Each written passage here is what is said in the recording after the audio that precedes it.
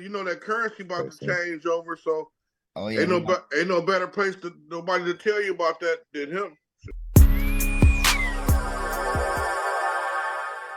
hey, what's happening? What's happening? Good morning, good afternoon, good night. Welcome, welcome, welcome. What's happening? Good morning, good noon, good night, worldwide. Welcome back to I'm from the Zoo. Yes, indeed. We are here today on episode number 11, Dubb. Hey, Dubb, tell him, man. I got my co-host. I'm Mike Mich, and my co-host. B-Dubb in the house. And B-Dubb, man, where you from, fam? I'm from the zoo, baby. I'm from the zoo as well, fam. You know what? I don't want to waste a bunch of time, but I am going to get ahead and say this like, attention. We had a fantasy football game, B-Dubb and I, this week. What happened there, B-Dubs? Oh, you gonna want to bring that up. You get. I was on your head. I was on your head. You was on my head. For all of us don't know that's been following, we got a championship league where we playing in a fantasy football, and me and Dubb, and we finally got a chance to get it. But that don't mean nothing though. It was a good game, and we had fun doing it, chopping it up. Yeah, the winner get the 20,000. I'm trying to get that 20 stacks. Hey, you know, it's all good. We'll keep that on the road. You know, say nobody. But here, man, but look, I don't want to waste a bunch of time today. We're going to, in the first quarter, we're going to go ahead and get into it. We have today, ladies and gentlemen, get your notepads ready. All right, because we have a blessing here. We have a super king, a genius, someone has got an amazing story, and I am certainly happy to call him my friend and Dubb as well. Mr. Harold Whaley. Man, Mr. Harold Whaley, please zap on in, fam. What's up, fellas? How y'all What's doing? Man, look at Harold. Zap dead on us. I'm already clapping. Man, it's good to see y'all, man. Good to see you, Dubb. What a clap set. What a clap set. Man, good to see you. Good to see you, man. Thank you for being here, man. Bless your heart, man. Hey, right off the bat, ladies and gentlemen, I'm just gonna stick. Look what I'm wearing today. Juneteenth.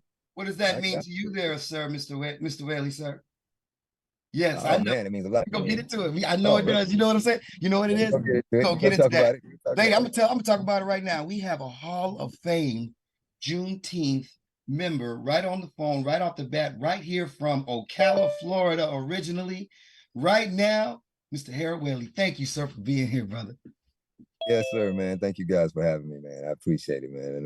And I know this is gonna be fun. We're gonna talk about some good stuff and see what we can come up with. So anything you guys got that we want to peep out, this is a good day to get me today. So let's talk about it. That's great. Let's go ahead and talk about it, man. Dubb, you want to go and say hey to H-Dubb, Mr. H-Dubb, for us? Oh, man. Harold, king of the crypto. Yes. It gets you in where you're supposed to be. So get your pens and your pads ready, because if you don't know, you can't leave your money in that bank. You're going to have to do something with it. And this is the number one man to tell you what to do with it. Man, B-Dubb is telling you right there solid. Not only that, you better get your pens and pads ready, because we're going to be speeding on the track like we Carl Lewis. You know what I'm saying? Better catch up to speed, because we're going to be sliding and gliding on the ice like we on the Olympics. You dig it? That's where we go. Yeah. So first off, let's go ahead and jump into it. Mr. Ocala, Florida. Now, you know, I lived in Beverly Hills. I lived in Beverly Hills, Florida. Wow, that ain't too far, man. It's right down the street. That sure is down the street, man. So that was interesting when you said that. Tell everybody about your beginnings in Ocala, Florida, please. Oh, man, I started out, I grew up on a farm. Actually, I grew up in a place called Crystal River, which was more closer to Beverly Hills than Ocala was. I started, my dad was from Crystal River, Florida. Okay. And we lived there first. And in about fourth grade, I moved to Ocala. My grandfather owned about 1,000 acres of land out there, and we set up shop, built a house out there, my mom and them, and now I ended up becoming a junior farmer. So we sit in the land with all these cows, pigs, chickens, horses, and all this stuff, and that's something we had to be a part of. So we helped till the land. We grew watermelons, we grew squash, all these different products, peas, corn, the whole nine. Granddad, he shaped the whole game with that. I mean, we employed people from the neighborhood to come out and pick harvest with us when the time came. So he kept everybody fed out there during that whole time that I lived out there, man. So from fourth grade to about 17 years old, when I left to go in the U.S. Navy, those were my times being in Ocala. So I call, and I say Ocala, and we say that very loosely because Ocala was really about 6 miles away from us downtown. That's what we call going to town. Yeah. So we lived in a little city really called Zuber, starting with a Z. Yeah. Well, it wasn't even a city. I mean, we had one stoplight finally. So Zuber, but it was a little rural area that if you look it up, you'll know. I mean, people like John Travolta have houses out in our area now, and a lot of the horse farms out there were from Kentucky Derby winners. They come out there and something about the soil in Ocala that has a natural steroid that's in there for the animals, so they tend to go out there and breed there for a while. So that was my life, man, and I got involved. Go ahead. No. I was gonna say, no, I didn't catch it. I was gonna add on with you, like, and so like one question I wanted to ask: that upbringing with your grandfather and owning all those thousands of acres and then employing the family, you know, what did that teach you? Because, like, you know, you have an outstanding work ethic, and I know that eventually after you left the farm, you became to the Navy. But what was that you know that your grandfather and your family instilled in you with that work ethic? It's a good question, man. I never really been asked that one. That's a great question. One of the things that we had to get up early in the morning, man, 5 o'clock in the morning to feed the cows, me and my brother. So sometimes 4 o'clock, depending on when Granddaddy had to do it. And we started driving early. I mean, I was driving a truck at 10 years old out in the field with cows. So that my brother jumped on the back, and you know, we didn't have to wake anybody. So by the time we were up, we going to school right after that. We take our little shower, and that became a life habit. And I realized that those livestock depended on us to eat. So at a young age, you actually taking care of something like a child that is dependent on you. You don't think about it. And then we go straight to school, and then we come home, and, you know, and I was a music person. I was a guy that was really into music. So we had great, you know, we had record players and 8-track tapes and cassette players back then when they were just kind of the thing. Right. And I was able to sneak in the house and listen to all those records my mama told me not to listen to, from Rich Brian. You had one of those. What was that? The Curtis and all that stuff. Until I just had Curtis Blowfly, just like you just said, Blowfly. We had all of them, man.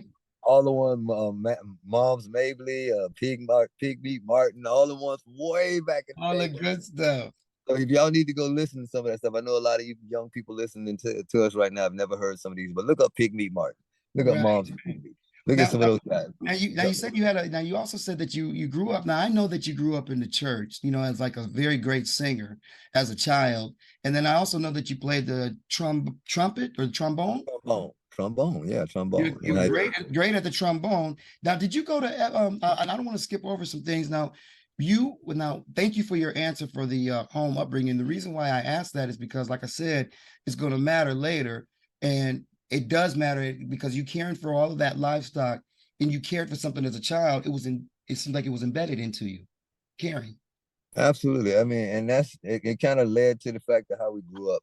And you brought up the fact of church. My mama had us at church Monday through Monday.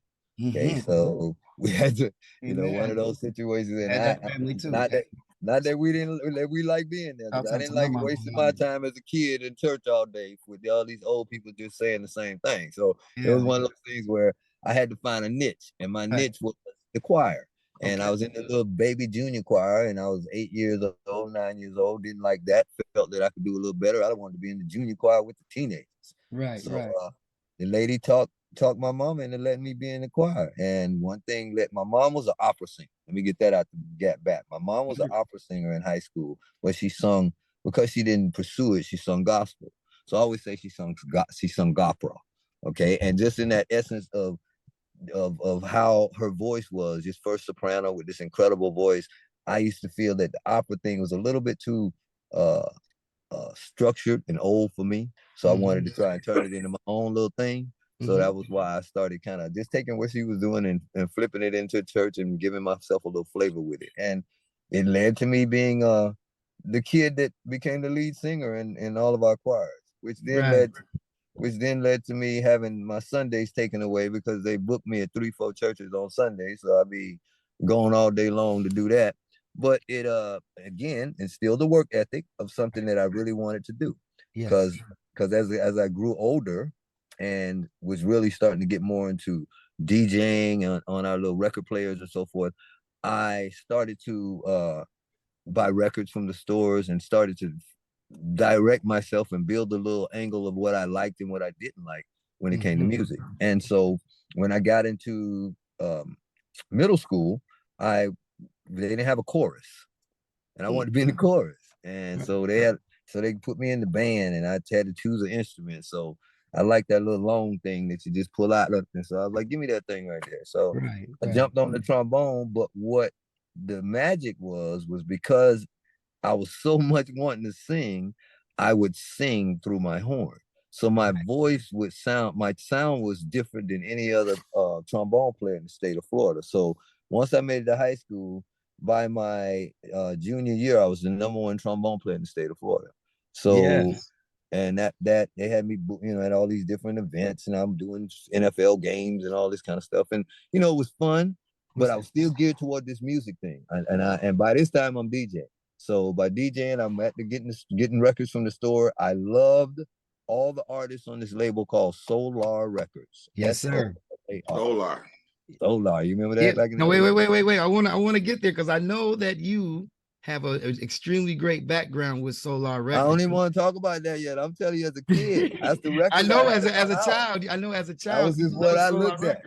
That was the one that you wanted. That's all I wanted to be on. That's the only label I wanted to be on. So we can go past that. Didn't have a clue. What was it? Was it because you looked at the address and you looked it up and you looked at the cover? What was it about Solar Records? It was the whole layout, the logo and everything on the record, man. It looked, everybody else was all plain, just a plain little solid color. They had just the flair of where Solar was, and the logo was all, had a big S in it. I was like, you know what? They finally someone put a graphic layer into it when it happened, and I just happened to be in that zone to catch it. And like the artist that was on there was Lakeside, Shalimar. There you go. Lakeside, Shalimar, all those. Also, it was the artist that was on the label. That was the artist on the label. And Dick Griffey was the owner. Dick Griffey was the owner. God rest his soul. Yeah, he's gone now. But most people don't know that he had a lot to do in the future. You'll hear that with Suge Knight. With Death Row, very much with Death Row. Right. So and you know what? I don't know whether to go backwards with you, H, because fam, we got so much, but I'm not. Well, I don't want to skim over anything because you got such an amazing story, and I know we're going to have some overtime. But I did want to say with the Solar, I think that's beautiful. One of the things that is about you, Harold, is like you are what I can tell anybody out there listening for here and forever. If you speak something in existence with your heart, it will manifest, just like a computer. We're in a matrix. 100%. So much though. In my senior year in high school, I was voted most creative, and the caption in the yearbook says my plans was to go in the Navy, get into music, and get into computers. It said it in that order in 1983, guys, because I'm 58 years old now. So it's been a long journey, but those are kind of some of the things that I was able to manifest by saying it. And I believe in manifestation because I do it every day. And anybody that is trying to make their game a little bit different, you got to believe in what you say. If you don't believe it, it ain't gonna happen. You can say it all day. You can watch it on TV and say, "Oh, I want to be like Tiger Woods." You'll never do it till you really, really want to do it. Right. Till you really, really, really want to do it. So people always say, "Well, I didn't know what I was doing," or they didn't know what they was doing. And some people, no, they knew what they were doing. I always say, if you really knew what you were doing in a situation, whether it was either something positive or even doing something negative to somebody, if you really knew what you were doing, you wouldn't do it. Or you would do it if it was based on a scenario. So it's still about, when people say they know, it's still a piece that's missing. And a lot of people might call it mental health. A lot of people might call it just not a stage of not being at that learned position or not being equally yoked. It may be a bunch of different components that it's tied to, but it's still missing a piece. Because once you know, you know. And maybe once you know, that's absolutely right. Come on, man. You cannot unknow once you really know. You know what? I wanted to, speaking of once you know, you had a advisor that had that same scenario in your heart and said, you know what, you're not going to go to college. How about you go into the military? And then when you got to the military, let me ask you a question. You went there, the #1 trombone player, and they said, no, I don't have that trombone job for you. How did that make you feel? That was a kicker. They tricked him. They tricked him. I really was my band director that you brought up, Mr. Cuddington, still living today. Love him. Shouts out to Mr. Cuddington. Yes. And Mr. Cuddington is he was like my school daddy. He was like my school dad. He saw in me what a lot of people, I guess, might have felt, but he saw it and he showed me how to get it out. And he let me write for the band. I became the guy that, write all the urban music for us. When we passed the railroad tracks, I took over. So people that know about the railroad tracks, y'all don't understand what I mean when I say that. Okay. Right. But from there, he said, you know what, you got this thing going on with your parents and your family. I don't believe you should be going to, he said, I don't think you should go to college. He said, because you got these scholarships. He said, but college Where were you going to go to? Were you going to go to FAMU? FAMU and University of Florida. Both of those were. Shouts out to FAMU. My brother went to FAMU. Rattlers, go Rattlers. Yes, sir. They would have bombed the March 100. I was really wanting to do that. And if you were getting ready to be that in the front, then I see what you're saying. You had a vision of your superstar ready to be laid out. He's getting ready to be that person. Well, he felt I was past that part because he just felt that all people would do is get me to work for them. He said they're going to get their skills and you're going to be helping somebody else on your level. He said, and that's not going to be right. He said, once you go to the military, you don't want to kill nobody. He said, join the band and, see the world. Okay. And so I took that advice. It just didn't go quite like that, but that was the advice. Yeah. Now tell us about that. When you went there and you enrolled in the Navy, and where was your boot camp at? Where did you start? Thank you for your veteran and thank you for your service. Thank you, my brother. So much. Well, I went to, I'm from Florida and I went to the Navy. So we had a Navy boot camp approximately 45 minutes from my house. But they decided to send me all the way to San Diego, California. Yay! Wow, that must have been hard. No, it's Navy. So, Paris Island was Marine. But I got to California and that was my first foray into this dream that I had, which was not including the military in my mindset, but it is what it is at the time. So I'm able to see it. I'm able to see California. I went down and saw Cahuenga Boulevard, which was where Solar Records was on the label. I rode by it, man. I was all happy. And so and then right after I got done with boot camp, they sent me all the way back to Florida for my first ship. I'm trying to be a man, but I'm home on the weekends washing my clothes.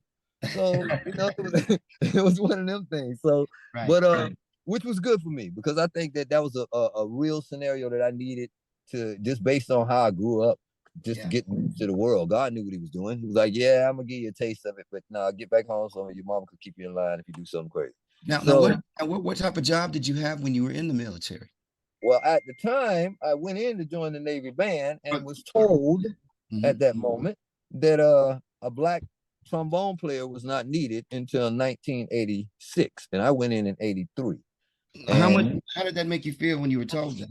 Well, first of all, to hear the word black and come with music, it was really, it just threw me aback because one, I was in a band with 50% white people, 50% black, and as the lead trombone player, I had 40 trombones, and all of them worked for me. 30 of them was white. Right. So I never looked at it as that part. So when he said that, I was like, okay, I'm okay. I don't know what that means, but I'm from the country and I don't want no problem. Right. So what ship were you on? Well, this was in boot camp when this happened. Then they sent me to my first ship, which was called the USS Boone, Boone, FFG 28. And it was a fast frigate. I think it might be decommissioned now. It was fast frigate out of Mayport, Florida.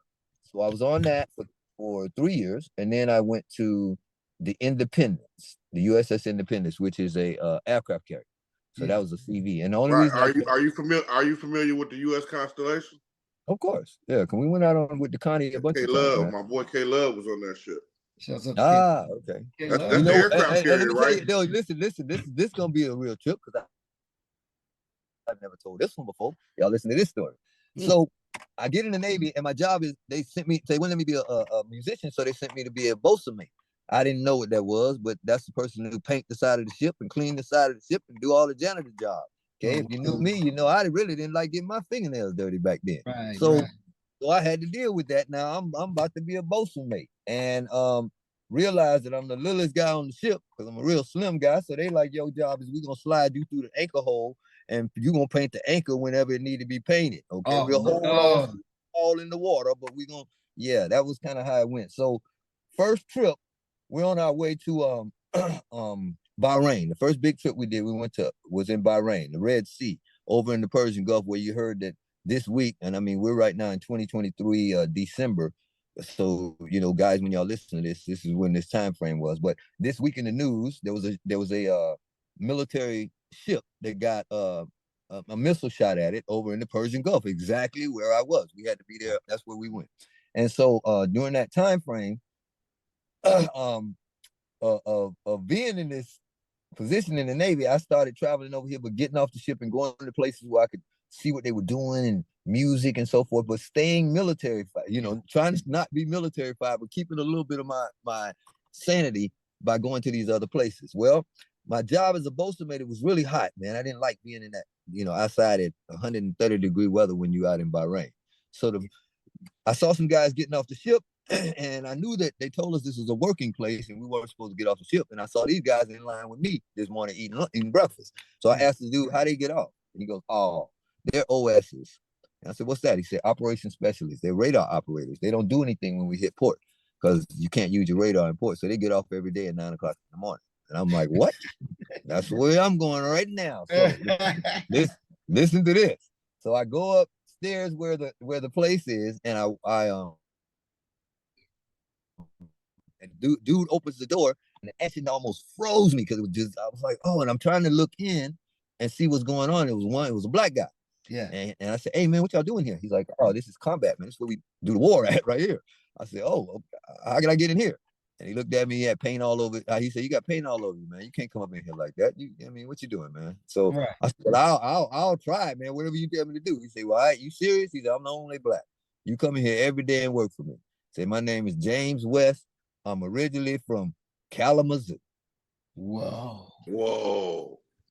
That's how I became an OS, through James West from Kalamazoo. I'm from the zoo, and that is what it's all about. So I had to tell that story because I know nobody had ever heard that before, but I always been looking for James West. If you guys know anybody can find that brother for me from Kalamazoo, we know some Wests. We know some Wests. Look at that. He was in the military with me, and back in the day. But that's something I want to throw at y'all. Okay, so now James got me in, man, and from there I excelled. I excelled real fast in the military. Went from E2 to E5 real fast, and then moved up. So that let me, anytime we were anywhere, I was in the bottom of the ship with my horn, my trombone, and my boom boxes, singing back and forth to him, trying to make me a little multi-track studio. I had 2 boom boxes, so I recorded one, and recorded another, and put the tape of that one, recorded on another, kept doing it till I had a little, a real studio sounding material with a bunch of hissing. Y'all remember cassette tapes back then? I remember doing that, making those DJs and stopping it. I got a stack of them now trying to let me stop. Yes, sir, you definitely remember. So that was part of my life doing that. And then after that, man, I just focused on, doing my job and being part of this music scene. And one thing led to another. And I finally got my opportunity to go to Solar Records. Now you were in the Navy for 11 years. 11 years. And you were spectacular at that. And before we get to Solar Records, and I wonder if you could quickly tell us, what was the discipline that the Navy gave you? Well, I mean, there was an incident that happened to me years back. And one of the things it did, I was a straight-laced, straightforward guy, didn't drink, didn't smoke, didn't, matter of fact, kind of vilified people who did. So back then. So my mom took me to get a spiritual reading from a lady who, right before I got ready to transfer to that aircraft carrier, and the lady gave me this reading and told me that God was gonna reveal some things to me, but I was gonna go through some things first. She said I was about to get accused of doing something I didn't do. Right. She said it's gonna be big, and the only thing gonna get you out of it is your belief in God. And lo and behold, I get to Philadelphia. As I told you, I changed duty stations to this new aircraft carrier. I get there to my check-in, and they call me and tell me my check-in urinalysis came up positive. Now you talk about somebody that was definitely like you tripping hard. That'll never in a million years happen to me. And they said, yeah, and I said, I never smoked no reefer. And they were like, no, it's not reefer, so it's cocaine. And at that time, I had seen Cocaine one time on Geraldo TV show. Yeah. So that was the closest I got to it. But understanding as an E5, this is not no game. Right. Something's wrong. They playing around. So our first person I called, second person I called, my mother, who walked me through this whole spiritual journey. And at the time, after my shouts out to my mom, after my spiritual cleansing, I realized that I wasn't even worried no more. Whatever was gonna happen to me, if I had to go to prison, I had to help somebody. If I had to do, I just kind of faded on that mindset. And then I went to trial. They sent me to my aircraft carrier to go to trial. Nobody knew me there. I was just coming from that frigate I told you about as a 4-row sailor. Okay, and I'm going to a place nobody knows me that says my urinalysis came up positive. And I'm going in front of a captain who created the zero tolerance drug policy. Right. Who would never let anybody off in the history. Right. I'm going to face him and he don't know me because I just got him. Yeah. And she told me the only thing was going to get me out of it was my belief in God. And what ended up happening, one thing led to another. He just felt that he was like, something about you. I don't know what it is, but I don't believe you did this, but I'm gonna be precautionary. So he gave me a polygraph test. How about by FBI agent out of Washington, D.C. Really? Okay, an 8-hour polygraph test. So anybody who took a polygraph test before, you ain't took no polygraph test. You ain't took 8 hours. 8 hours, sir. Mr. Whaley, eight yes, hours. A whole full day. Wow. Working 9 to 5. That part. Yeah. Come on. And when they got back to the thing, they broke it down. That's 2 things conclusive. That 1, I've never done drugs. 2, I'm scared of my mother.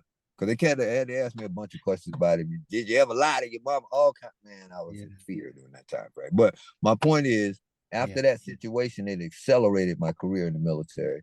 And that's what dropped me into the music industry. So that was early in your career in the military? That was early in my career. That was your test. That was your test. That was 85, 86 time frame. Okay. So this is around the time that I ended up. Now, what made you leave? What made you leave the military exactly? Because you retired. Did you retire? No, I did. I got on an early retirement called the VSI program. My job came up for that, but it was the fact that it was 2 times that the Navy would did that situation there that happened with the drug thing that then finally come back to me to tell me that they were sorry. They didn't retest my sample and it came up negative the next time. They were like, we're sorry. Navy's 9.7% accurate. You fell in the 0.3 category.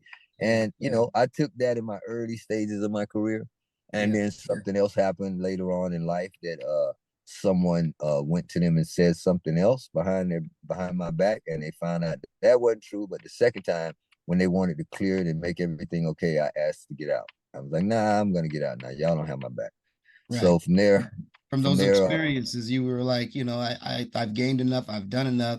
And the computer technology wisdom that you learned and how to supersede to the next level probably was amazing to go forward to the next level. So I'm asking, like, when you finished, where did you leave? Did you go right to California? I did. I mean, I finished my time in the military in California. And one of the things about my early stages of what you mentioned, by being that radar operator, we worked on ArtNet. So we worked on the internet before it was the internet.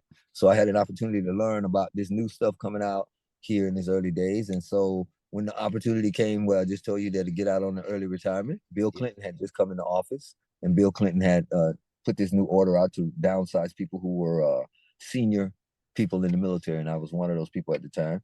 And I chose to get out on a lump sum money and took it and went and put it behind my music career. So and you went to see. I got my notepad. I got a whole bunch of notes for you, bro. I see. Front and back. I'm ready. And then you went to San Diego, and you teamed up with who's the gentleman that you teamed up with in San Diego? Arthur Mitchell, who ran Deemo Records. It was Deemo, Deemo Records. I thought he spelled it wrong. Oh my goodness! You mean Arthur Okay, we're gonna get to that with Urban Network. Arthur? Arthur Mitchell and I ran Deemo Records. I became the only artist on Deemo. His first and you had the studio in San Diego. Yes. Yeah, studio in San Diego. I won the San Diego Music Award in 1999 as Best Urban Artist of the Year. And that led to right around the time mp3.com came out. And so mp3.com set up shop in San Diego, and they wanted to use me as a guinea pig, and they did. And I ended up being the top artist on the soul charts for 40 weeks straight. 40 weeks straight. Congratulations. That's a clap right there. Thanks, Not man. only, because see, ladies and gentlemen, not only do we have Mr. Whaley is not only listen to what's going on, he's talking about how he wanted to go from computers, you know, to go into his music and everything else. And it is going because he put it out there. And now he's in San Diego. I want y'all to follow. We're gonna go really fast now. He's in San Diego. He got the music awards. He's #1 because he took advantage of technology when it was there, and they reciprocated that, right? Isn't that right, Mr. Absolutely, absolutely. You said that perfect. Took advantage of technology because MP3s were new, so new that Dr. Dre and Lars, Dr. Dre from Death Row Records and Lars from Metallica got Universal them to sue MP3.com because they felt that MP3s was stealing music.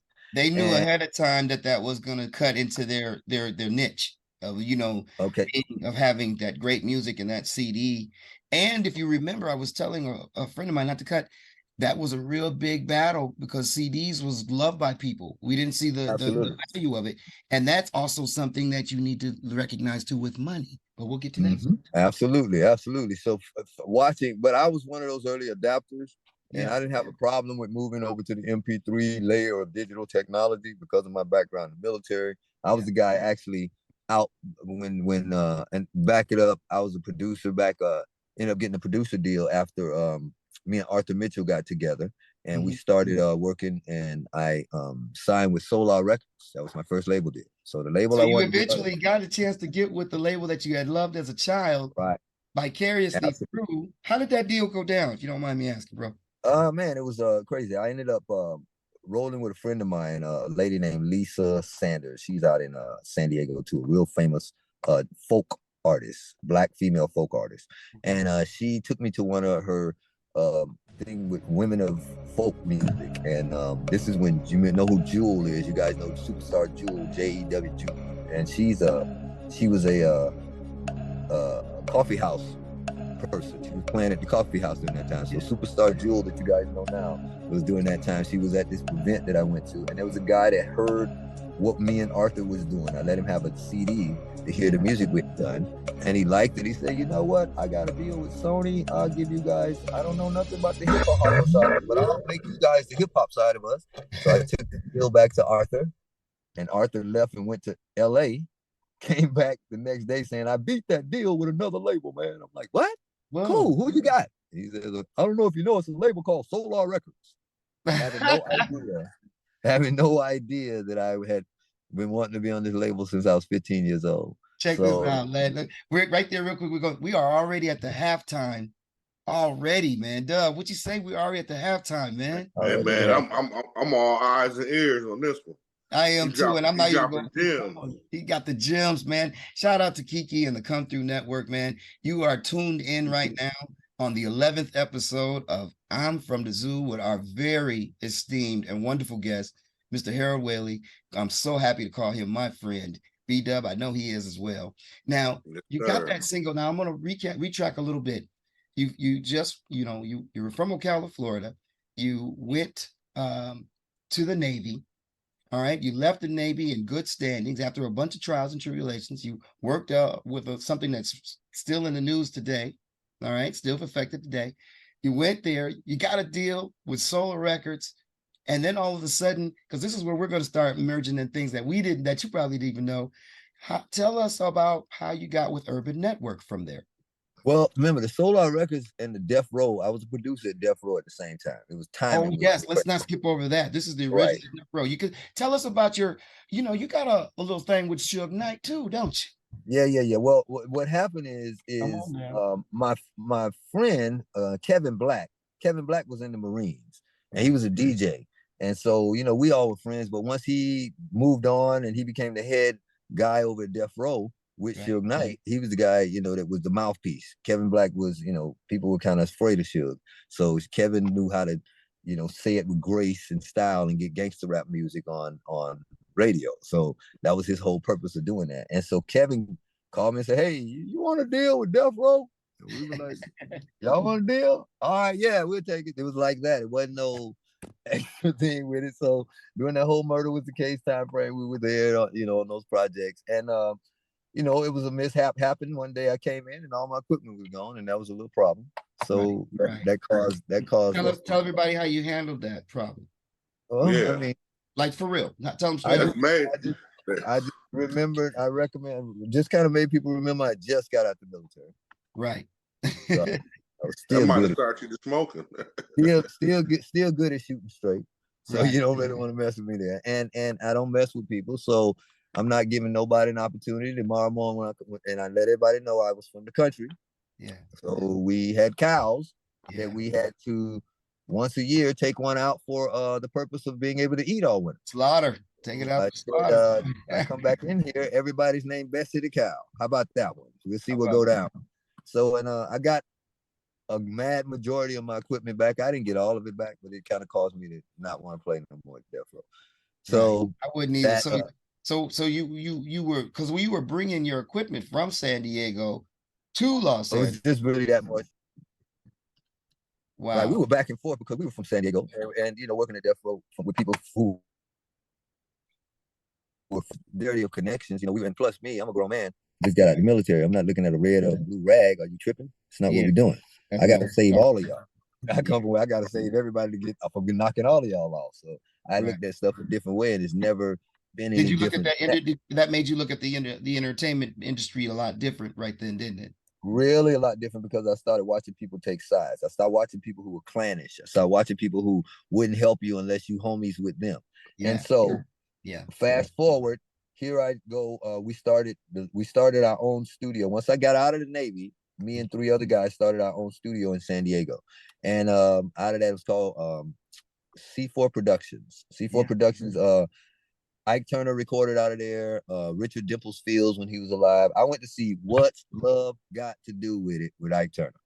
You know what? Ike Turner died owing me $60. Every time I seen him, I was like, hell, boy, you crazy. Boy, I got you. Yeah, Ike Turner owed you $60. He was good for him, man. I seen Ike Turner one time at a network conference. He was wearing all red with the girl. It was really, really around that time, man.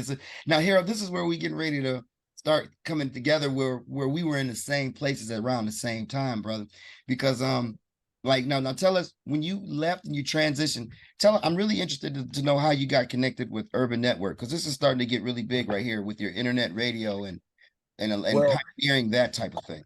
Well, after we released the first record on Solar, my first record was called Playthang. So y'all can look that up. Solar. I listened to that last night. Oh, if you just so y'all know, get on SuedeSoul.live. He has a radio channel. .com too. If you do .com will take you to everything. So if they go to .com. Suede Soul, and that's SWADE Soul.com or live, and that'll take you there for the music that he's talking about right now.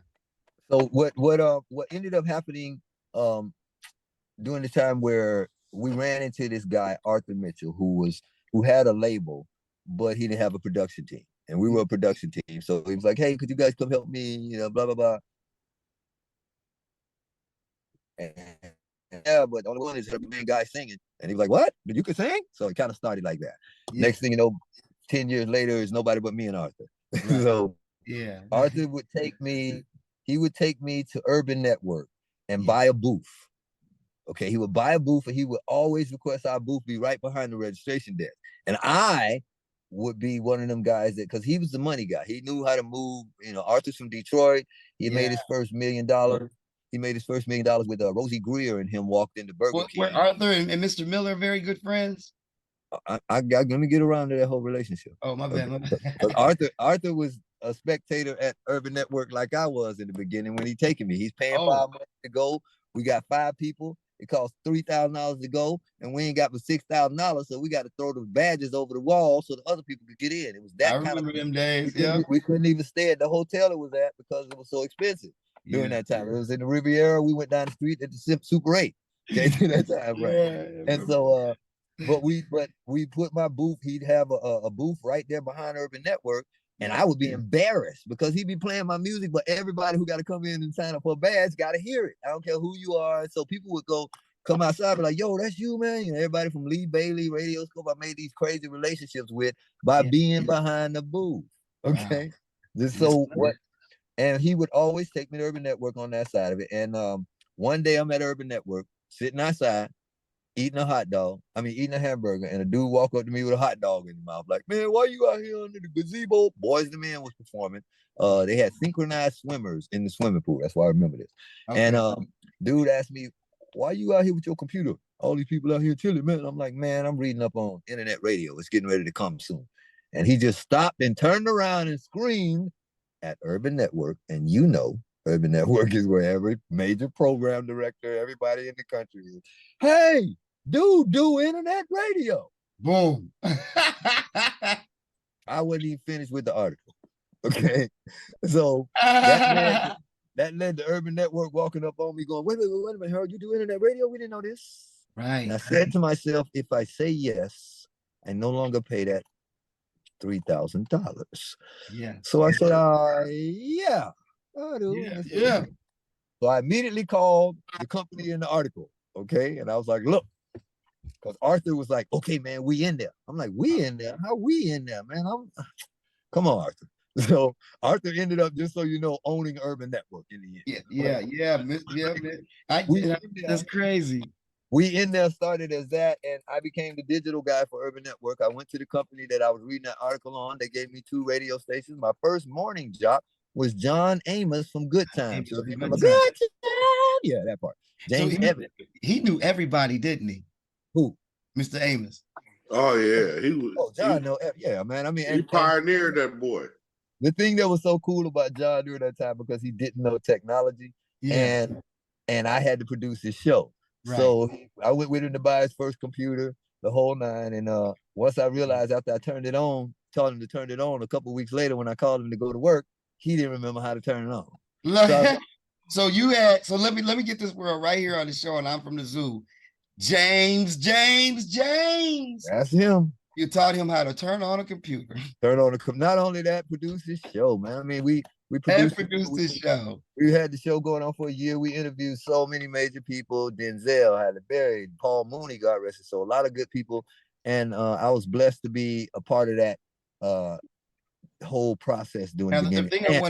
The thing I wanted to say about that, I didn't mean to cut you off, big bro, because it's really interesting with the Urban Network time. What year was that you started working with the Urban Network?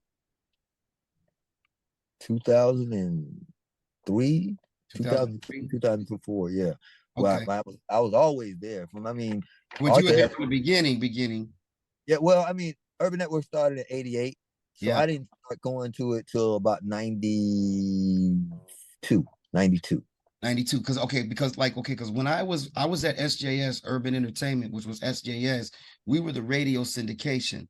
So our company had partnered up with Mr. London and the magazine. And we used to do we used to produce these shows, these vignettes, and then we produce these radio syndication things. And, so that was a lot of my behind the scenes things. So I would go to those conferences that you was at. We probably was doing just like this, man. Oh, I know we've seen each other. And again, my role at Urban Network became more the networker. Right. Everybody, people come to Urban Network and I go, hey, what you do? Oh, right. I play drums. Come out. Hey, come on, man. Didn't you say you need a drummer? I was that guy at Urban Network for the last maybe 7 years. So anything that came through there digital wise, I brought it. So YouTube, Facebook, any of those new companies, I would always call and I get them on panels, get them to speak to our audience. So we knew. So that became my role at Urban Network all the way to the end of it, man.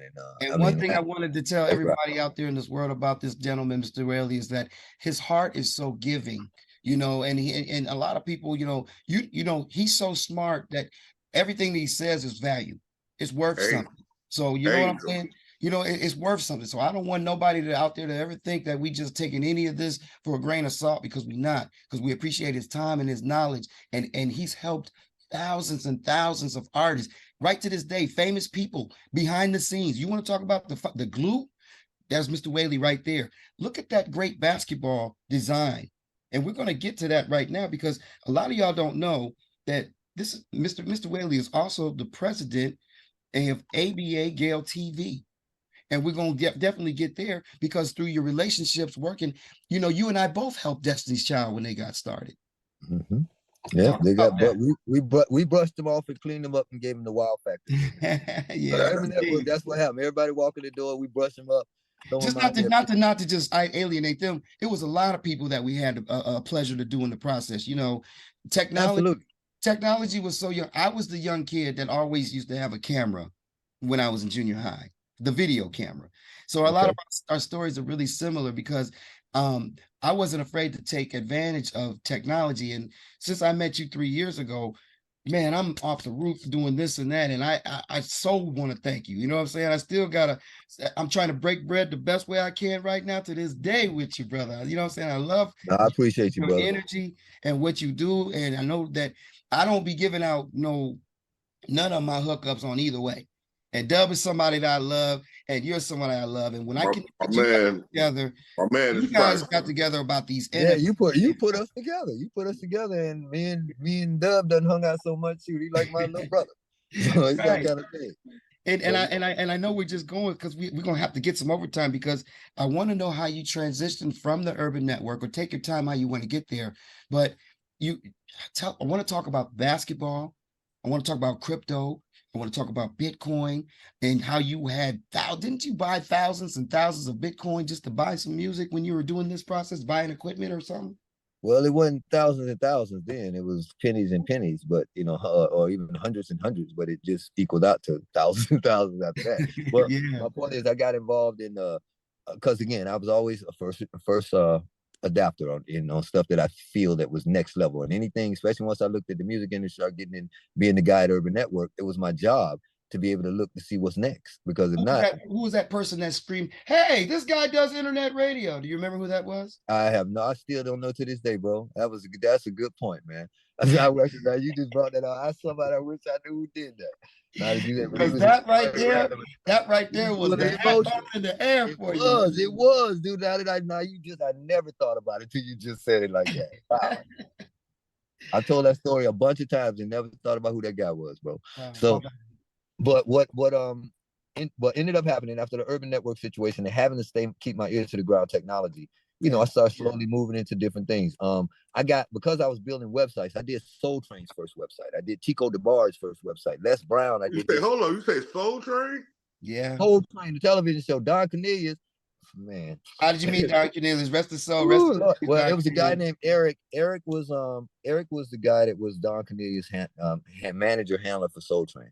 Right. And they had reached out to me they had heard I was doing websites and they wanted to get into the internet thing.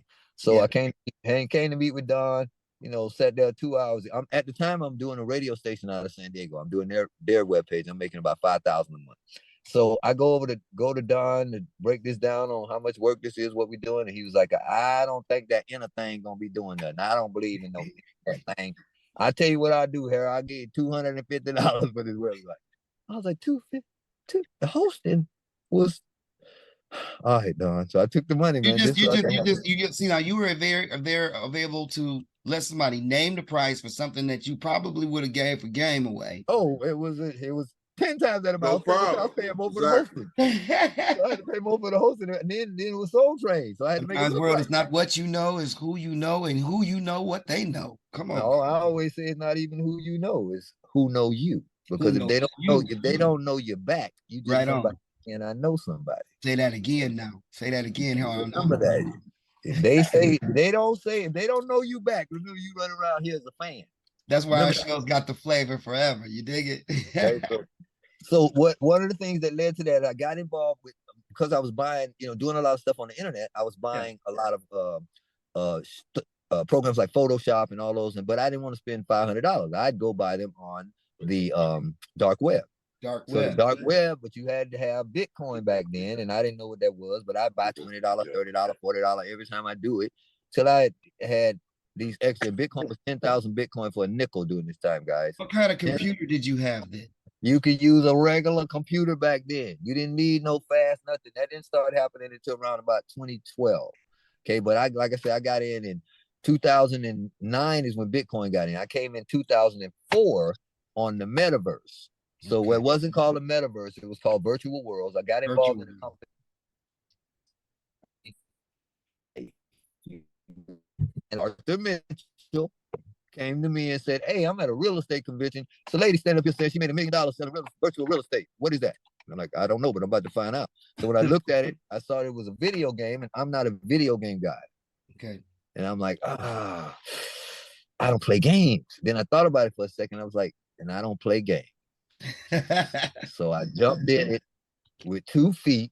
And when I get into something, I get in. And over the next thing you know, I mean, I had the number 1, number 2 had 2 partners, a guy by the name of Randall Rubin. And Randall had done a movie called Jimmy and Judy, the Jimmy and Judy movie, which starred Edward Furlong from Terminator 2, Rachel Bella, William Sadler. And at the time, I said, let's build a movie theater in the virtual world and take that movie before it comes out on DVD, because it was just coming from the theaters. I said, before it gets to DVD, let's intercept it, put out a red carpet, do the whole 9 in the virtual world. He was like, "What? Man, you crazy. You think that?" I say, "Man, listen to me. I'm not Jewish. You are. Go in there and say what you think." And he went in and said it, and Star said, "Yes, let's do it." So next thing you know, we're doing this the first ever in history movie theater with stars.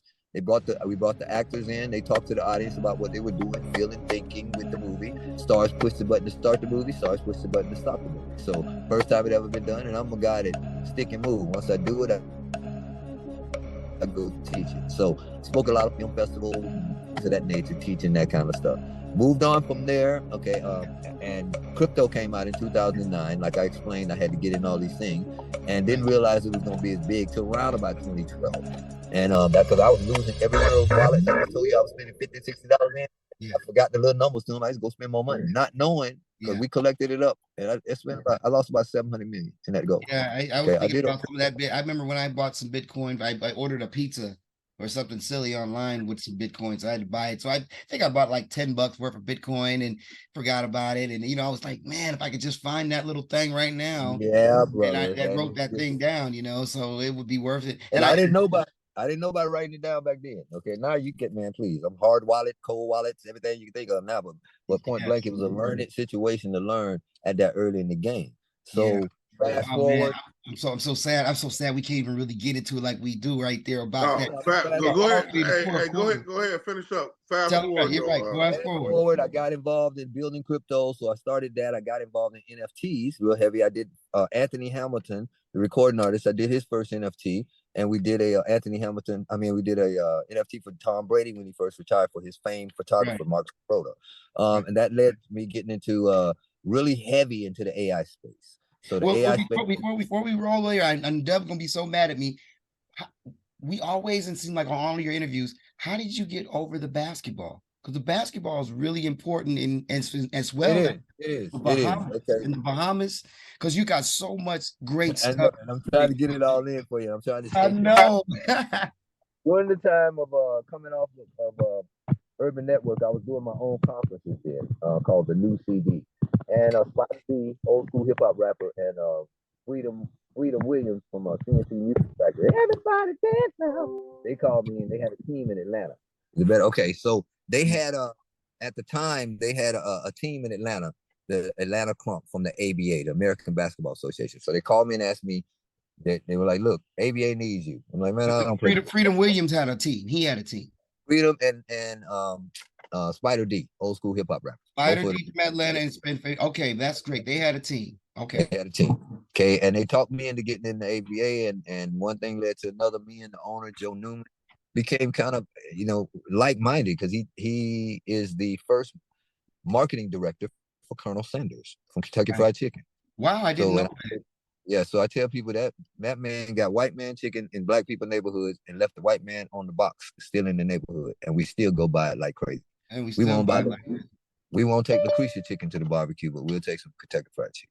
So I'm saying this is a connection to This is a connection to Michigan right here. This ABA that leads you to Muskegon, Michigan. Welcome back. Right. Well, my first team, I ended up just being head of entertainment. One thing led to another. I ended up being coming up with an idea to put a team together for Haiti when the earthquake went down the first time. What year was it, the ABA that you started with the president? 2005. And you were recruited by CNC Music Factory and Spider D, and you knew them from Urban Network. Correct. And helping them out. No. I didn't know them. I knew neither one of them from Urban Network. I knew them. I met Spider D from someone else, so that's kind of how we got connected on that side of it. So another old school, because you know, Curtis Blow, all those guys are friends of mine. So we Curtis. Yeah, big shout out. Shouts up to the Hip Hop Alliance and everything. Absolutely, absolutely. Yeah. So no, but that was how that situation went. But no, it led to with Spider D. Now I'm part of the ABA. One thing led to another. Me coming up with this idea for raising money for Haiti, and the owner was like, "It's your team." And I'm like, "My team? I don't even know what a pick and roll is." So one thing led to another. Here I am, my first basketball team, raising over $250,000 for Haiti for that first one. Okay, I played teams in the league who gave me a big check for the camera and a little check for the bank, and then I raised some more money on the side with that. Gave it all to a Haitian charity in Miami. Then I moved to Michigan. That was my first time. You know, my wife wanted to move up here at the time, and it was cold, man. I didn't want to go, but I went because she go with me everywhere. So I was like, all right, we're gonna do this. I go up there. As soon as I get up there, Joe calls me, the owner of the league. He's like, hey, we need a team right up there in that area you in. I'm like, come on, oh no, I just did this. And so I started the West Michigan Lakehawks, and the West Michigan Lakehawks now is we're 15 years in now. So 15 years in, and it's been been a blessing to watch that come from scratch, because I took it from a different position. I didn't just go, ooh, I got a basketball team. I really went and engaged the city, engaged the people around it to be able to start making a difference in the city to help kids. Because my whole goal, if I'm gonna bring players here, they're gonna speak in the schools, and I'm gonna be the ventriloquist, and they'll say what needs said till we get it done. Right. So that's how that went.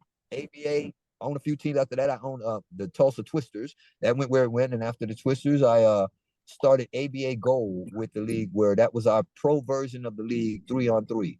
At the same time, Ice Cube comes out with the Big Three.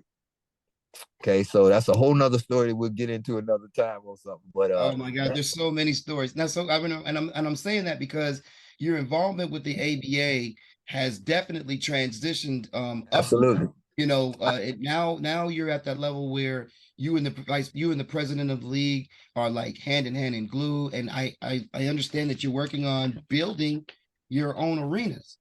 Absolutely. Now we've started our own arenas, and something we're doing that's unique is because I'm using this technology side of it. We're NFTing our seats. So you could buy a seat from our arena and then earn up to 15% of whatever somebody pays to sit in that seat for life. Pass it to your kids. So as long as that arena is around, you got income stream coming in, as long as there's an event going on in the arena. So that's something new that we put together as a process that I put out the sky. I just came up with it, and it's working in motion. Fast forward to that. Around 8 years ago, I got brought on as project coordinator on a build of a brand new township on the island of Eleuthera, Bahamas. The city is called Bertram Village, Bertram, bertramvillage.com is the website. And we're building, started with 6,000 acres. We're right now in the middle of the 2,500 acres now. And knocked down the first 27. We got a 1.5 mile road in now. We're on the same island that Tiger Woods has Jack's Bay, which is about 30 miles south of us. Jack's Bay is a ultra rich. You got to have a plane and a yacht to even qualify to be having an apartment. I mean, a place there.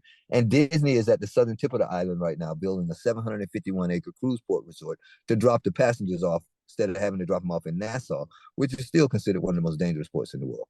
So things are repertoire right now, and I'm grinding on them every day. They come together. We just started ABA Africa. I'm a 25% owner of ABA Africa. So now I'm a full-fledged partner in that side of the and our biggest ticket piece is what you brought up earlier, Abagale TV. Abagale TV was started by me and the owner of the company. We're both partners on that. And Abagale TV is it's a full-fledged television network that's on Roku. We're on all these different devices. You can find us directly on our TV channel. You can reach out and see all of our basketball teams and just watch other programs we have: City TV, Seniors TV, Music Channel, Fusion 360. And it allows you to super organized. And there's also if you want to contact Harold, you can get there's franchise available for your teams, if I'm corrected, right? Correct. You can get a team if you and I don't look at buying a basketball team as nothing but a luxury. So do not come into ABA talking about buying a team if you ain't got the money to do it, because you got to pay these players. You got to pay your everything in it. That's not somebody going to hand you money in a basketball team. This is a luxury item, just like Mark Cuban is. So I recommend do not come into ABA if you do not have the money to do this, because you are going to run into me, and I'm going to break it down to you. Yeah. So And Harold does not play. You know what I'm saying? You can hear him right here on this line right now. But look, if he love you and he get up in you, you better pay attention. So Harold, I Yes, wanted sir. to bring him up to speed when me and you came up with this idea, and we ended up having a video game together. Me and Harold partners on the game. Can you tell them how we came up with the video game? Yeah, we was talking about what was we watching? One of them slapping videos. Oh yeah. Slapping somebody. And I said, let's make a video game where we slapping celebrities, but we want to slap their income stream down. So you can slap 50,000 out of Jay-Z and slap, so just make it a move like that. So we put a whole program. Coming to you soon.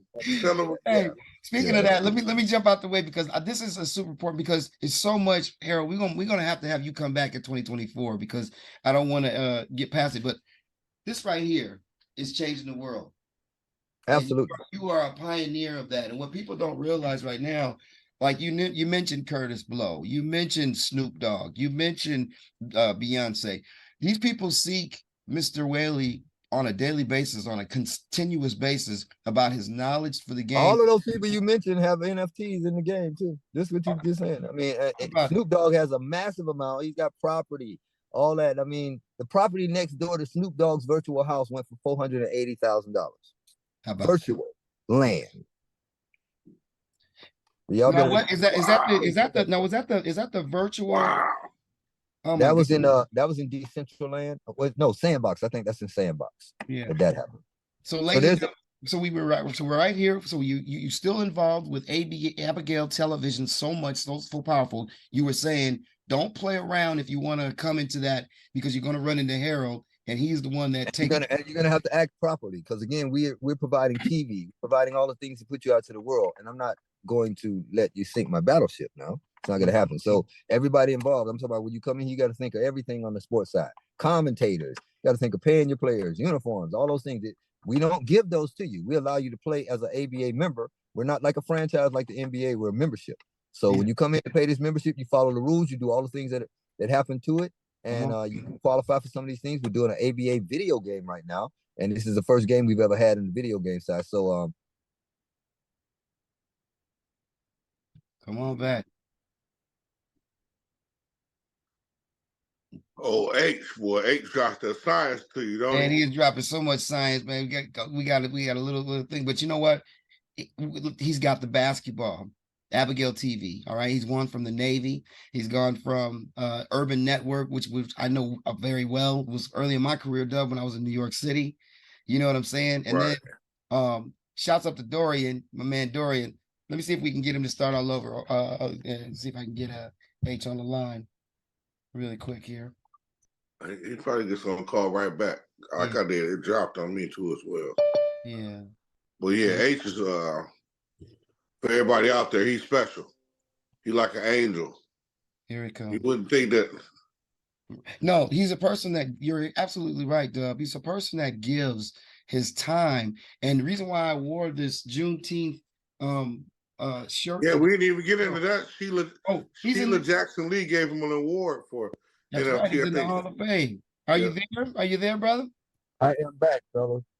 We just got okay, yeah, we can hear you. That's fine. We can't see you, but we can certainly hear you. Welcome back to the show. Bring stuff back in. Hold on a second. Yeah. No worries, no worries. Apologize. My battery it got hot on the iPad. It just cut out. That's what happens when you talk about hot shit. That's real. That's the second time in 2 weeks that our guest. Hey man, let me tell you something. Let me tell you something, H. That's the second time. There we go. Hey, San Fran. Okay. I like that. We rock that together. Hey, that's the second time in 2 weeks, bro, that the guest's equipment failed and just shut off twice. You and Sabrina. Shouts up to Sabrina from last week. Well, we back, so we good. Welcome back, man. And you know what we were saying when you had left, or just went off for a second, we were talking about the knowledge that you have and this game that you're telling, and we're going fast, but there's so much stuff that's interweaving in there and behind the scenes. Well, we want to bring the people up to speed, though, Mike. This is why you are congratulations. This is why you are in the Hall of Fame for June. You want to bring them up to speed, though, Mike. Mitch, on everything is going to change as far as the currency goes and everything. Absolutely. So you want him to put closure on it and kind of like tell the people what to do, because it's gonna shock them if they don't know what's going on. So, hey, Absolutely, man. That's can you great. tell them what to do as far as transferring the crypto to what to get into, where they put their money at, that type of thing? Absolutely. Let me get a little coffee table version. One, Mhm. we talked about crypto earlier, and it's already changed, man. If you look in the world, see that all these different countries were set to have to pick what they call a CDBC, which is a central bank digital currency. The Bahamas has theirs called sand dollar. Okay, they've already converted. You go over there, you got to convert your money to sand dollar to be able to use it. Okay, and you got to have that as part of the process. And what we're doing with building our coin in the Bahamas is called BVs. So we're virtual village. So it's B as in BEE, B as in Victor, EE, BV. And what we've turned our BVs to, because the land that we're building on in the Bahamas is commonage land. Commonage land means we cannot sell it to foreigners. So what we've decided to do is we can NFT the land for 99 years.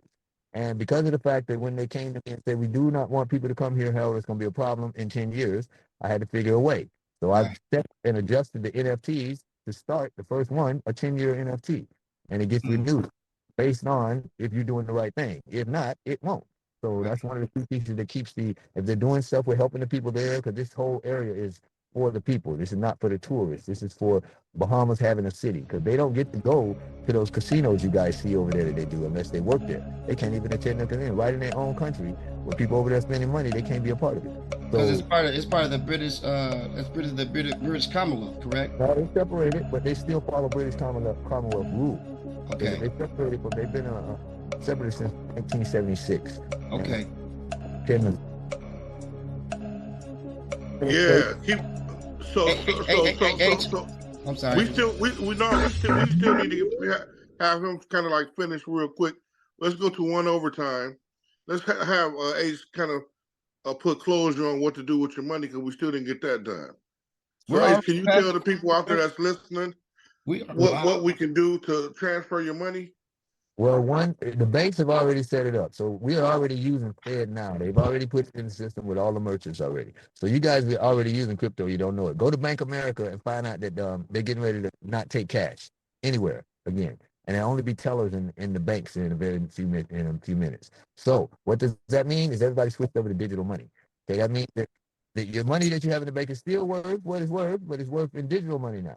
Okay, so when you pay money, they do it seamlessly, so you don't even see it happen. But when you start to understand what's happening and understand other cryptocurrencies like Bitcoin and Ethereum and all these come into place, this is something that you're going to have a little bit of knowledge of, because in order to start playing in the real world, you're going to have a wallet. Yeah. Oh, big bro, hold on, H, because the audio is going out. You know how real it's getting, man. For some reason, their audio is acting crazy. We need to hear all of this. Okay, can you hear me now? Yes, sir. Yeah. Yes, sir. One of the most popular wallets you guys should look out for. Go look up a MetaMask wallet. META MASK. Kind of the standard wallet in the crypto game. May I ask you a quick question right there about that? Okay, so let's say somebody has a Robinhood. Okay. You got to say it again. It's going out. Explain Robinhood. Can you hear me? Is that cool? Can you hear me? I can hear you. We need to hear you. Yeah. It went out again. It's tripping. Okay, Robinhood. There we go. Robin. It keeps going out. I kid you not, this is how big it is. Get back on the real quick. That might be better. I kid you not, fam. It keeps going out, bro. And that's why I know we getting into it. You're gonna break the internet with that shit. He's gonna drop. I'm finna tell you, Dubb. Come on now. We know what we doing. Exclusive. Ding. Right here on the Cut Through Network. Mike, Michigan. Dubb. Shouts out to Kiki in the back doing your thing. Kiki. Shouts out to Mr. Harold Whaley. You know what? I saw you had an interview. Can you hear me, big bro? I can. Oh, that's excellent. You had an interview with a guy that you had met on Clubhouse. I think his name was Mr. Toth, but I totally think that he totally missed the point with the crypto, because I think that a lot of people are holding on to the dollar, just like people were holding on, like you said, back in the day with the CDs when it was transitioning to the MP3s. And that's why I wanted people to make sure that they understood from the beginning of your relationships and then where you're going and projecting and when you're putting it out there.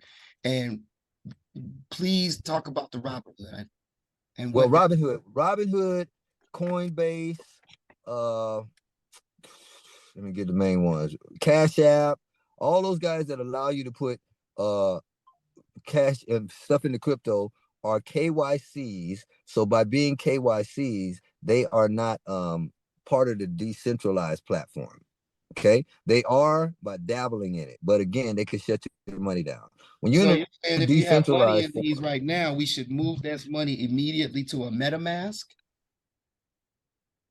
MetaMask will is a wallet, but again, when you start getting into this crypto game now, you're going to be needing to move it to a hard wallet. You're going to need to be what they call a cold hard wallet. That's the ones are called Ledger. Look up Ledger and look up Treasure. Treasure is Trezor. Treasure. Okay. Those two are the popular, most encrypted crypto wallets. So you could pull your wallet straight off of MetaMask and directly into your cold wallet. That way your money's never on chain. It's on your wallet. So when you get ready to do some transactions, you bring your cold wallet, plug it in, and then move it with your MetaMask. So let's bring the hood up to speed really quickly for a second, real quick. So cash money is only going to be available. It's going to be like that flossy, unique type of stuff that you can use to get this and that on the street and this and that. But in the real digital world, your cryptocurrency is going to have an actual transaction, like a spreadsheet where everybody knows what's going on and what, and you can sell this and that and this and that. And a real bank is not going to have to cheat you. You're not going to have to pay a bank $20 to have a little silly card in your wallet and say, hey, I'm a member of this bank, and they're stealing your money on this and that. No, that's about to be cut off. So you can start growing your industries, doing all these virtual different things, and start doing that and start believing in it. And you can even have your own coin. Is that about right? Well, absolutely. And again, when you say that, it goes many ways. I mean, as we talk in digital assets, as I told you about the NFT for Anthony Hamilton, those are assets. So they count as crypto. They worth money. So we can cash them in or trade them with somebody else for some money. So any of those things right now, you could buy a house with crypto. You could buy Lamborghinis with crypto. You could buy, Tesla was selling their cars with Bitcoin. So you don't need, because the one thing about cash is you have to deal with a bank when you're doing it. And the moment that you deal with crypto, you no longer have to do that. And nobody even knows who you are because you're represented by a 64-digit number. And that number is who you, and to the point that now that's going to be in the future, that's going to be your username, password. You're not going to have to be remembering a bunch of passwords as we move to Web3. Web3 has moved over to now Web3 domain names. We're not using the .coms, all of that. I can do .I'm from the zoo. Let's do that. No, y'all didn't hear me, man. You halfway went out. I hear you. Yo, we hear you, man. I said I'm from the zoo, which means that now any one of your users, you could sell Harold Whaley .I'm from the zoo, just like I got HaroldWhaley.com. Yes. Well, we don't, we can't wait to reconnect on everything, man, because you just flying. But look, the reason why I was saying that is because this is one of those key points in life right now, ladies and gentlemen, mom, dad, grandparents. All right. When the internet, remember when you said, hey, let's get grandma the computer. She doesn't need to learn about it. And what did she have to do when she was 90? Get on the internet and learn how to play it, Yep. So like this is an opportunity of a lifetime for everyone to start investing in the cryptocurrency. I was so excited when I met, man, this gentleman, Mr. Whaley, has stepped my game up, Dubb's game up on all kind of ways. When you told me that everything that I create is an NFT, I'm a creative person.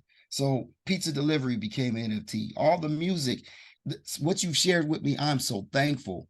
Some of the reason why you should be happy about that part is because NFTs give you total control. I'm gonna give you a case study. Tory Lanez, recording artist, released his last album via NFT. He can control how many he wanted to release. He released 1 million units. He sold them all for 99 cents. Yeah. He sold out in 30 seconds. He made $1 million in 30 seconds. I watched it. Yeah. Okay. Now, you know what? I think that's really why they really imprisoned him. Besides him doing some silly shit. Everybody kind of say that too, but let's take it to another step. Why was that important?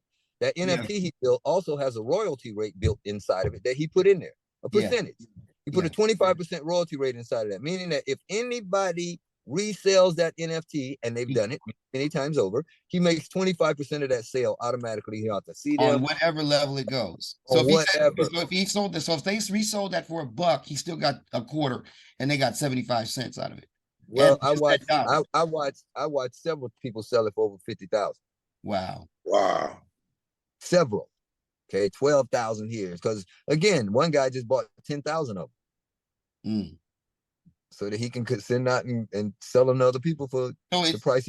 It's the intellectual property is what I'm really happy about, you know, and that's amazing. And Mr. Whaley, man, let's just try to do a recap because we're already in overtime, man. Because I know, man, it went fast though. It went fast. I was glad I told you it was gonna be great, you know, like because and you know when we look at it, we're gonna be mad we didn't even get to any of it because I mean you have such a wonderful career coming from Ocala, Florida, and you went into the Navy, and then you went to San Diego, and you were the #1 artist for starting, you know, taking advantage of knowing the technology at that point, became the #1 artist, charting artist. That's documented. These are our historical points, by the way, ladies and gentlemen, as we going. Then iconic moments. Iconic moments. Then you got a chance to work with Suge Knight. You had to even stand up to Suge Knight to get your equipment back in Death Row. You know, that kind of like, you know, it didn't break your heart from being a great and terrific musician, but it did move you to expanding your territories and horizons and meeting a lot of people. And then you went to the Urban Network and the Urban Network and the Solar and the Internet Radio and John Amos and now you're up to speed. Now, really, I want to talk about the Bahamas thing as well, because the cryptocurrency and the Tiger Woods, that airplane, that mega area where Tiger Woods owns, tell people again, you can't even get into that if you don't own a boat or a plane. Man, it was Eleuthera, the island we're on, last year was the #1 highest income airport landing place because everybody from Disneyland's there, from Tiger Woods are landing on the island. So it's a high net worth island right now. So, and where we are, we're building a city for the people in the very northern bowl. So just there, coming there just for just a good time, you're gonna have access to some really unique things. I'm working on ideas right now to get Disney involved with building a monorail all the way down from the bottom all the way up to the top of the island. Oh, absolutely. Now, how do you now just for my brain capacity, because you make me smarter just talking to you, and you make me and stimulate me to work harder. How do you keep on top of all of these things at the same time and then some? I get asked that a lot, and I always look at myself like an octopus. I got 8 arms, and I know where they all at that time, and I only got 3 of them full right now, so I got some more to play with and move around. So it's one of them things. I just have a high capacity for knowledge, man. I don't know why God blessed me with this gift to be able to just learn and learn and learn, and be able to spit it out in a user-friendly way. So if I learn, I can teach somebody to where they can understand it. So I mean, I got a 7-year-old in there now. He trying to kill cancer. So my kids are homeschooled and they think like me. So he's like, "Dad, I'm gonna cure cancer." And I'm like, "Go, bring it to me next week when you're done." You know what? I love that. Shouts out to your son. You will cure cancer, young man, and we appreciate you doing that. We can't wait. You got that. You have it's in your blood and your legacy too. And speaking of blood and legacy, tell us how what an honor that must be by Congresswoman Sandra Jackson to nominate you for being in the Juneteenth Hall of Fame. Please tell man, that was an honor. It was an honor that I didn't even expect coming, bro. Just how did that happen? I mean, I've spoken out in Houston a couple times. I've done some town halls. I've done some some fireside chats, things of that nature. And that was and shoot, matter of fact, you was at my first fireside chat there. And that's how, that whole crew of people felt just in the knowledge-based thing. I've been offering some things to that table and got to Sheila Jackson Lee. And from there, and in that inductee class was 50 Cent, LL Cool J, Roland Martin, 19 Keys, all heavy people were in this class with us. So it was an honor. So the fact all the way down, it has to be an honor to be considered, now when you go in there, what were you considered in the tech world, just in the genius world? How did they receive you? They didn't stage it like that. They just dealt with it as contribution to the Black community, to the world as a whole. And again, my right now, my contribution is the ABA. We have a 80% minority ownership rate in the league. So it's the only place you can come in and be a Black owner and not have to spend $50 million to get it and not be Michael Jordan's sister. So one of those deals is, y'all, if someone's interested in that, I'm very Googleable. My website is my name, HaroldWhaley.com, and you can find me in a bunch of other places. Let's get at some of those sites. Go ahead and let's drop red on those, how we can contact you. You know, there's always Harold Whaley. Go ahead, tell us all of the .coms and HaroldWhaley.com, and then my Suede Soul, which is SWAD as in dog, ESOUL, Suede Soul. I have my podcast on there. I've interviewed people like the Judge Joe Browns, and excellent podcast. I had a great interview the other night on a guy by the name of Trey, Coach Trey. His interview was good, out of Philadelphia. And just a lot of good people I've got on that one that have come through. And matter of fact, I've interviewed Miller London from Urban Network. I have yet to put that interview up yet, though.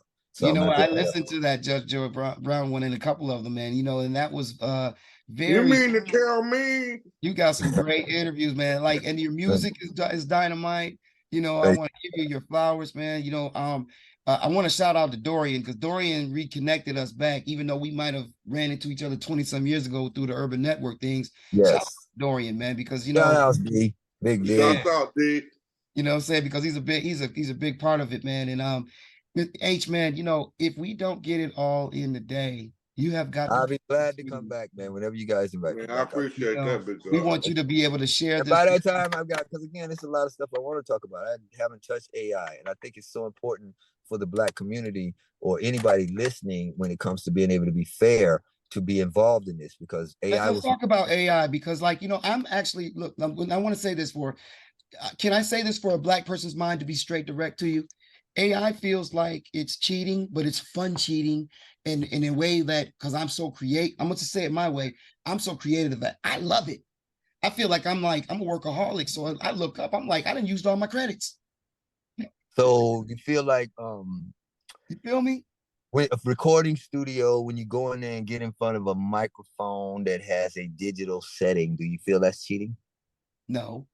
James Brown probably would, because he was on a 2-inch tape that they had to use a razor to cut. He probably think you're cheating, man. I can dig what you're saying. Yeah, I can. Okay, so technology is nothing but making your job just get over. And especially if you're the more creative you are, the less work you got to put into that time. Wait till you hear what I got to send you, bro. Because I want you to check something out that you sent me just that minute, just playing with it. I can't wait to. Okay. I've started a whole. Hey, H, I might want to have to get that distribution deal that you got out there for me with Apple Orchard. Come on, now. Wait, so that's another thing. I'm gonna ask for the Orchard, Sony Orchard. So I signed label deals with Sony Orchard. He signs label deals, y'all. You looking at the man that signs distribution record deals right there. I got one from him. I got one from him. Yeah, it's amazing, man. You know, H, you're gonna have to come here, man, because AI is so important. Please tell us. I'm gonna hush and let you tell everybody why that is. AI is important for us, one, because it wasn't created by us. It was created by people that did not have the same pigmentation, which means that one of the biggest problems, there's a video on YouTube, on Netflix that you can see called Coded Bias, and it shows how biased that the product is. And the only way it gets to be on the fair lane is if we interject. Yeah. If we're not interjecting any of our knowledge in, it does have a chance to wipe us out. But if we're here involved in it and adding to it too, then it has a fair chance of not being biased on. Is that okay? Let me ask you. That makes sense, because like some of the AI, and I'm going to share this. You helped me with an AI program, and I've already produced 2 instrumental albums. You know, and through the AI, but you know, I still got to do some dibbling and dabbling and programming. And you know, I ran through that like it wasn't anything, but you know what I noticed? The computer, our algorithm loves those music and sounds, and they love to go all over the world. You know what I mean? And that's attributed to you, because it wasn't no sweat off my back. And the reason why I was saying, you know, a lot of people would think that that's cheating, but when you get your mind right, it's all money. It's residual income. How would you know? How would you know what a good song was if you weren't a producer, bro? If you didn't have the ear and able to do it, and some other people just put anything together. Okay, my point is, you're going to be a lot more meticulous. You're going to be a lot more scrutinizing on whatever you're putting together because of what you have. I think anybody that's an artist and can draw, anybody that's a photographer and understands, you know, cameras and all those pieces, AI will take you to a whole nother level, because all you got to do is say what that angle is and what you see. Now, you don't have to go and put the aperture on it or go get the different color paintbrush and all those things. You can really, really shape it by just talking about it. And it's still your creativity. I couldn't say it like you could say it. I can't, you know, so in the same thing, you can't. like I said. So we you're got our saying own- basically just take the AI advantages and you know, because we are so creative, and the funny thing that you just said that it wasn't creative by us and the coding, but it just seems so what's a better word of it? It just seems so gangsterly easy, bro, to work with. And it is and it's amazing. wonderful results. Yes, that's what the thing is. And if people get involved, and see, believe me, you're one of the 1%. Don't think that everybody's talking like you right now.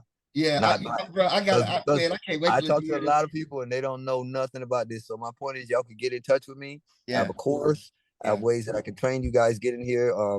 I have a whole consulting side of it. So please, if you want to be brought up to speed on some of this, reach out to me. And all Yes. that information is on my website. Yes, it is. And let me just go ahead and touch on these things that you could be contacting Mr. Whaley about: cryptocurrency, NFTs, virtual real estate, building coliseums for the ABA.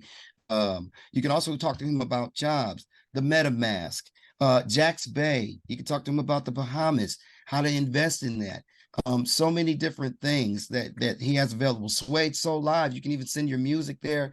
You know, an abundance of greatness is right here on I'm From the Zoo, and we are taking you to overtime, man. I'm so happy that you've been here, and I can't Man, wait to amazing. You got an angel in the house.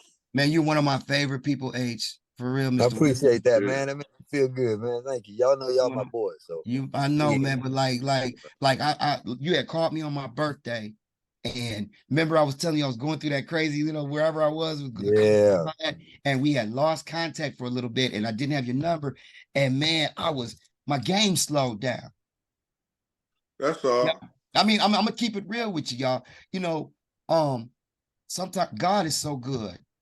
And that's why I know that, you know, just to have the brother Harold on the show with us with Dubb, and we all connecting like that, let you know that, you know, your life means something, y'all. Put your words out there the right way. Put your thoughts out there the right way. It's not food that you eat. It's not just the food that you eat. It's what you intake in your body. It's how you move messages and stuff. And we just hope that we gave you a full Thanksgiving dinner, Christmas dinner, birthday. Yeah. Appreciate you, baby. For real. Steak and onions and I look potatoes. forward to coming back. Yeah, we can't wait to have you, man. Don't be surprised if you hear your phone ringing from us right away. How was it? How did we do? Amazing, bro. I'm very impressed. You're very seamless. I love it. So the right kind of mix side, you know, you do well as the backup man on that side. And you, I ain't even gotta say, it goes without saying, great speaking skills, great hosting, the whole nine. So very impressed. Thank you, man. And one of our pillars here, and this might put you on the spot, and some people like when we do this or not, but one of the pillars we like to ask our guests is, if you could recommend a few people to be a guest on the show, who might that be? I mean, that's what people do for me anyway. I put people on shows. So Yeah. you ain't got, I don't even start with that one because it'll be who I think of in the next 15 minutes to be on the show. So you good. I got a gang of people that are so amazing to give to you that you will be happy to know. I mean, I'll pass Sharon Blacknall. Put her name down. Sharon Blacknall. Okay. She used to work at Area 51. And she did 15 years in the military, but she also worked for Steve Wynn, who built the Bellagio. In Vegas, yeah. Worked for him with 3 hotel bills. She was on the Bellagio, the Treasure Island, and the Beauregard out in Mississippi. And so, you know what, the thing about you, Mr. Whaley, you know, is like your connections, your contact, your world is amazing. And the thing is, when I say amazing, you have intimate relationships with these people, like you're talking with us. And so it's such a brilliance, man. And I just feel such an honor to be in your presence and be with you again and rapping with you, fam. And I don't never want you to not know that I take advantage of everything you give, and I'm happy. And if you ever need me to be supportive in anything, bro, you know where I'm at. I'll jump on a plane, bus, train, whatever. You feel me? Man, I appreciate you, brother. I do appreciate it. That means a lot. And again, vice versa. Y'all know how I move, and just in the essence of what we're doing now, I've got some people that really can spark your show and turn it into some other things too. So I'll send you some people that'll give you some leverage. We'll reach out to Judge Joe Brown too. We'll see if I can get him to come on here. Oh, you mean man, that'd be great right there. That's what we talking about. Ladies Hell, I don't know about them damn boys from the zoo. You know, hell. Yeah, he might roll with it.